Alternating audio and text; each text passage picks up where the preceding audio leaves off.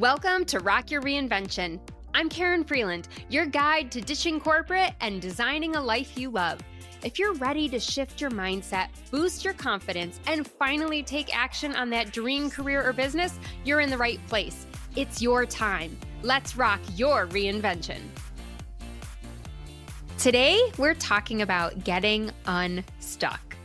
Hands down, this is one of the most common things I hear from my clients when we start coaching together. Karen, I know that I'm unhappy in my career, in my life, but I don't know what to do.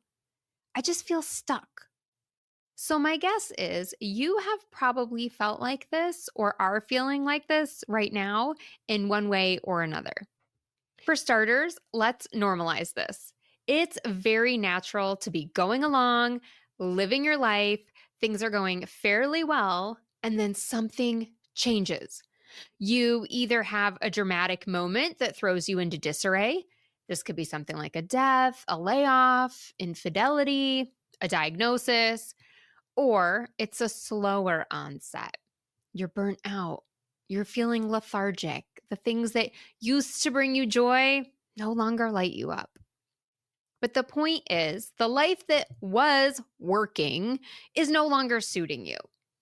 The job that was at least challenging or maybe even fun is no longer tolerable. And now you're faced with a decision. Do I push through or make a change? And most people don't have a backup plan. So when you're faced with this decision, you just feel stuck. You know, when I was in corporate, my goal was to become CMO, to climb the top of the ladder and get into the C-suite.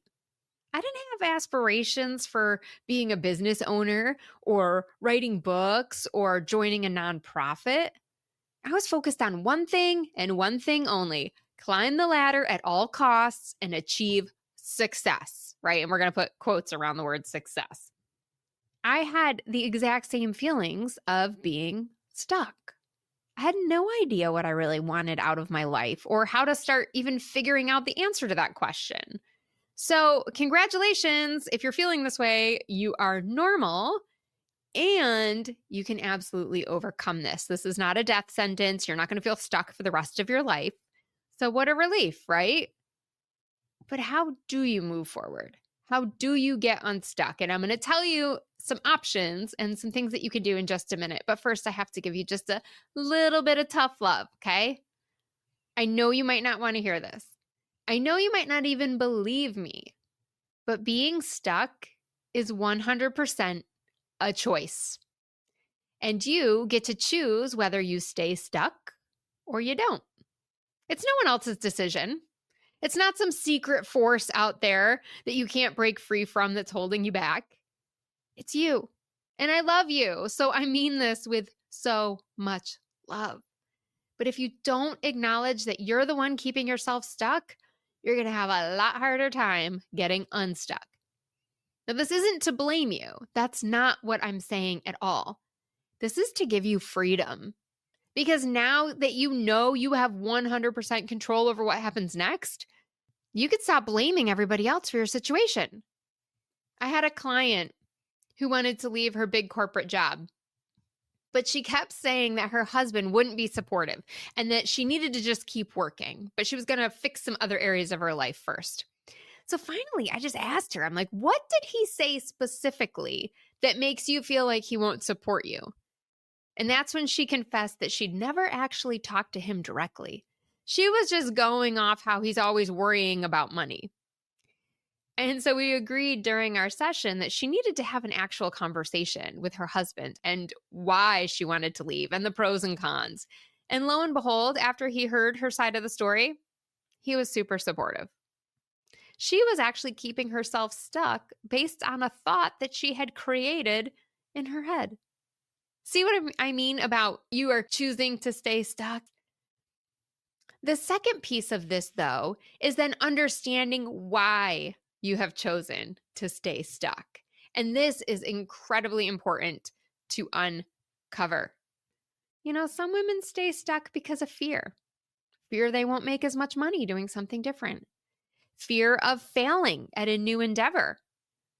fear of what their friends or family might think, fear of the unknown, even fear of success. Another one I hear a lot is fear of making a bad decision. They've made bad decisions in the past or what they felt like were bad decisions. And so they don't want to experience that regret again. I could go on, but I think you get the point. Some stay stuck because it feels safer. They don't have to deal with the consequences if they don't make a decision, or they have that false security of staying in that corporate job. The problem with this is that there are still consequences of staying stuck or staying in a job that you don't love, like becoming bitter and jaded, missing out on your potential or time with your family, hours that you cannot get back, straining your marriage, etc. But once you understand why you've stayed stuck, then you can tackle that fear or that underlying feeling that's been holding you back. So, my first recommendation of a tangible thing you can do to get unstuck is going to be to do some journaling. One of the questions that I love to ask my clients is, if you could wake up tomorrow to a completely new life, what would that life look like?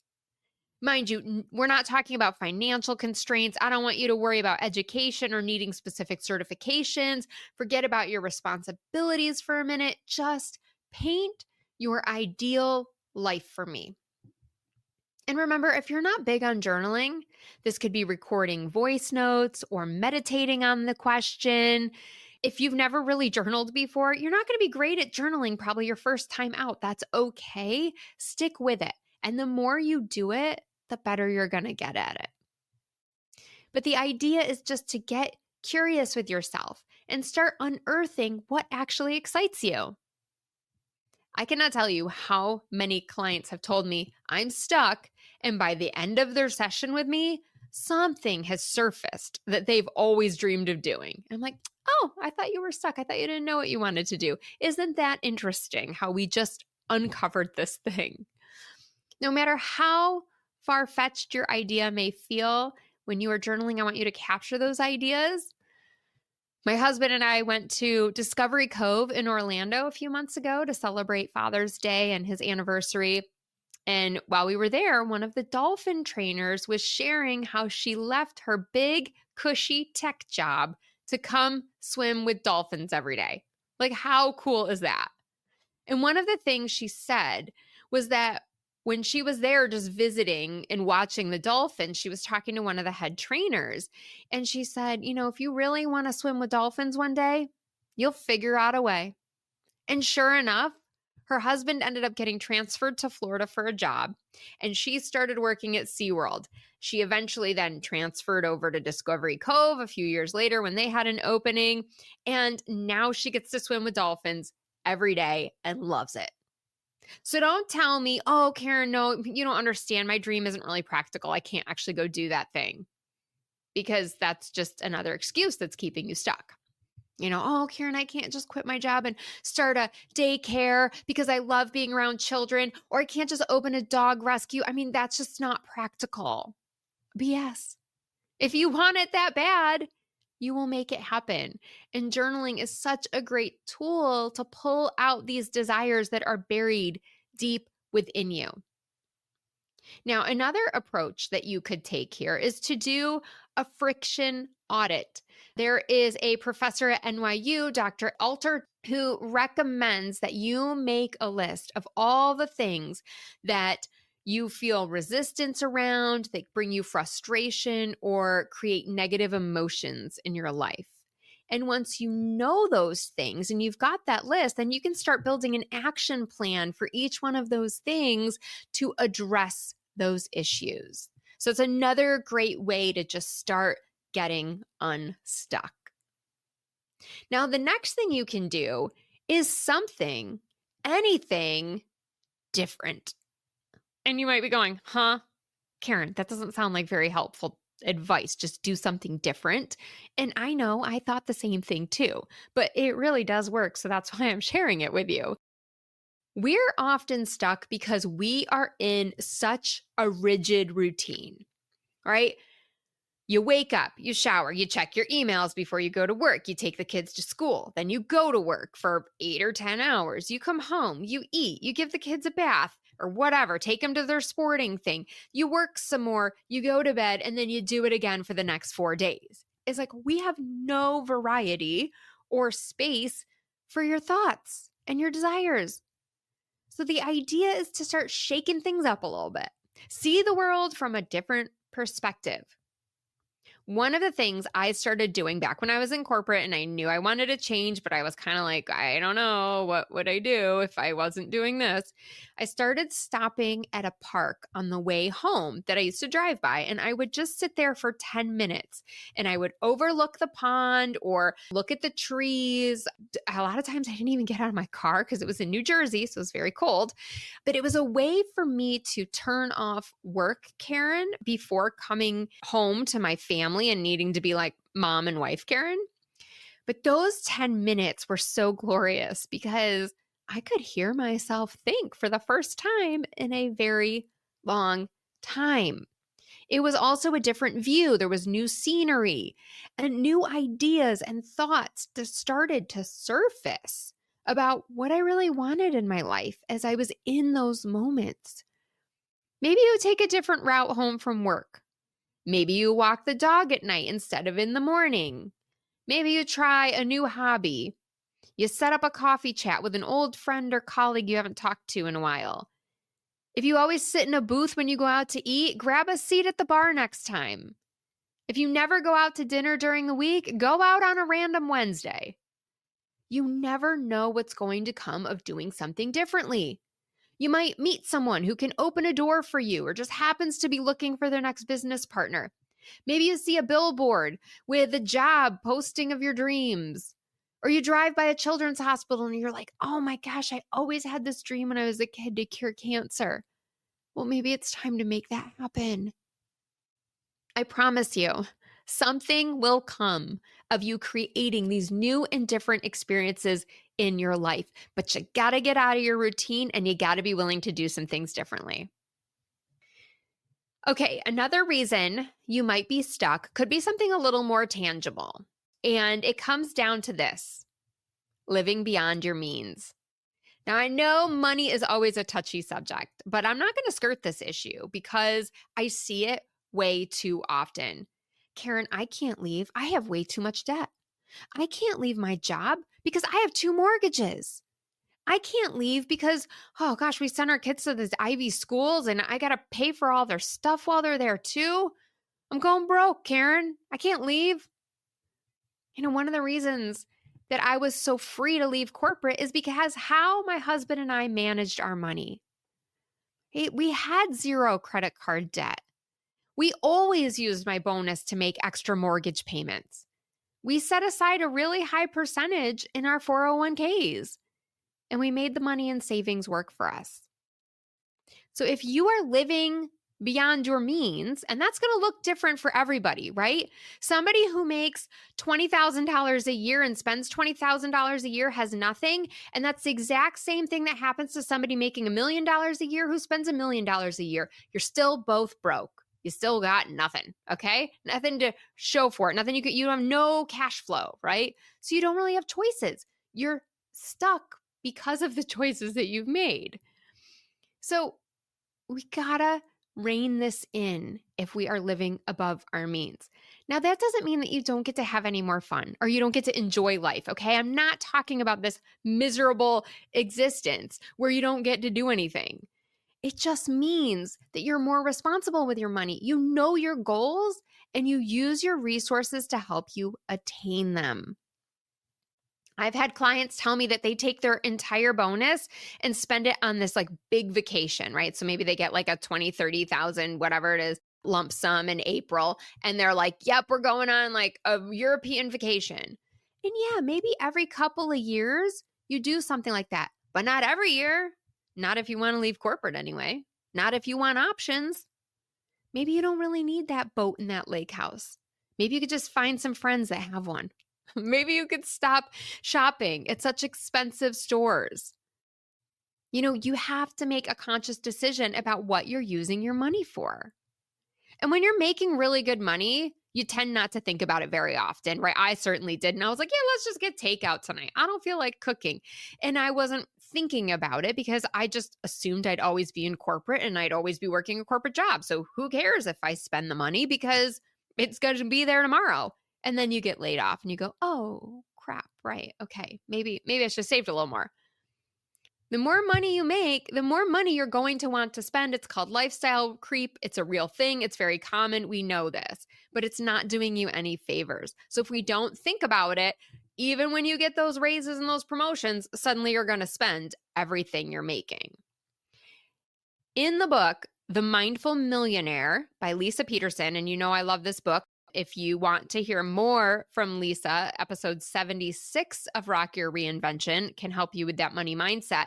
But she says in her book that millionaires typically live about 20% below their means. So maybe right now you're living 20% above your means. That would be a hard change.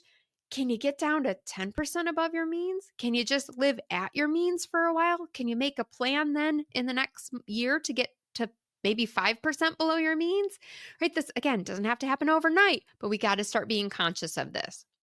The choice is yours. Are you going to keep overspending, getting takeout every night, ordering from Amazon 5 times a week? Or are you going to get your money in check and help yourself reach your full potential?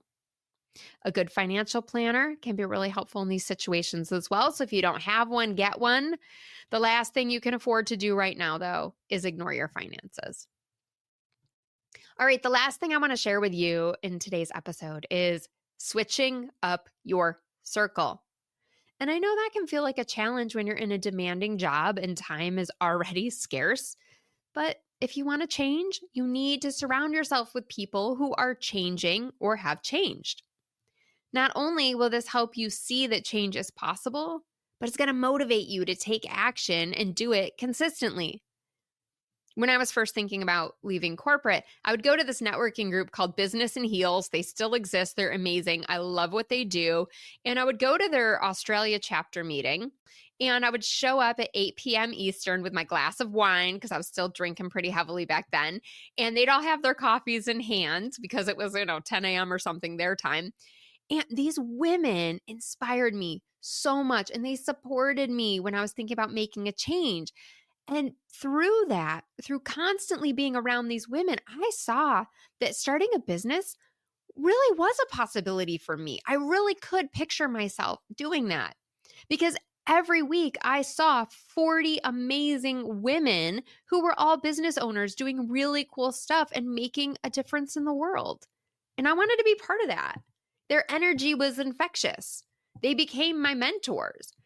And so you need a group of people like this to help you navigate your corporate exit. If you're only talking to other high-achieving corporate professionals, they're going to talk you out of it. They're going to go, oh, are you really going to walk away from the paycheck? I mean, come on, this is so good. We make such good money. What if your business doesn't work? Then what are you going to do? Oh, are you going to have to go back to corporate? Oh, that would be so embarrassing. What are you going to do then? Oh, I would never walk away from the security. No, I love those benefits. There's no way I'm going to give up my shopping habits or whatever, right? All of that is going to do is keep you stuck. But you get around some business owners and some women who are doing what you want to do, and suddenly they're feeding your soul. You could totally do this. I didn't know what I was doing when I started, but guess what? I learned. You can too. You're going to be great. You have such an amazing idea. I know that people are going to want to buy that. I make enough money for a great life. I earned more than my old salary last year. At least now I get to work for myself and on my own terms. My quality of life is better than it's ever been. Now you're motivated to push forward. Now you're feeling more confident to make a change. And that is why switching up your circle is so important. And you can seek these out online. You can ask people in your community, or you can find them on social media via a Google search. I mean, there's lots of ways to expand your community. Remember, getting unstuck doesn't happen overnight. There's no quick fix. If someone tells you there is, they're lying. You don't go from being stuck to having a full-on plan figured out and executed overnight. It's a process. And you have to trust the process if you want results. And I know that armed with these tools, doing that journaling, uncovering what you really want, why you've kept yourself stuck, having an action plan to address those issues, doing something different in your life, creating new avenues of joy, budgeting so that you're no longer living above your means, and switching up your circle are all going to help you get unstuck for good. Thanks for tuning in. I hope you're inspired to take action by committing to one of the tips or strategies we talked about in today's episode. If you want more accountability and support, I've got your back. Book a complimentary Empowered Exit Strategy call today. Visit KarenFreeland.com to learn more and book your 45-minute session. Until next time, stay fabulous.